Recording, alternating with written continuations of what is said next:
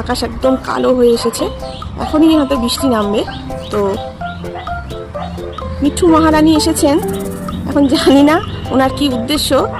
তো ডাকাডাকি করছি, আয় পেঁপে খেতে দিলাম, খেলো না, ওর কী লাগবে আমি জানি না। আয় মিঠু, আয় আয় আয়।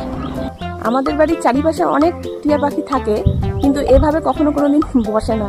আসলে ওরা খুব চঞ্চল হয়, জানি না এ কিভাবে এসে এতক্ষণ ধরে বসে আছে, কোনো প্রবলেম আছে কিনা বুঝতে পারছি না, কিন্তু এমনিতে তো ভালোই লাগছে দেখতে। তো দেখো, ওরও কিন্তু কোনো ভয় লাগছে না। আমি যে ওর সাথে গল্প করছি, ও বেশ দিব্যি তাকিয়ে আছে। দেখো, কিছু তুমি বলতে চাও কি? আসো আসো, কোথায় তোমার বাড়ি, তোমার বাসা কোথায়? তোমাদের কার কার বাড়িতে টিয়া পাখি আছে একবার একটু কমেন্ট করে জানিও। আর এই টিয়া পাখিটাকে তোমাদের কেমন লাগলো অবশ্যই তোমরা জানিও।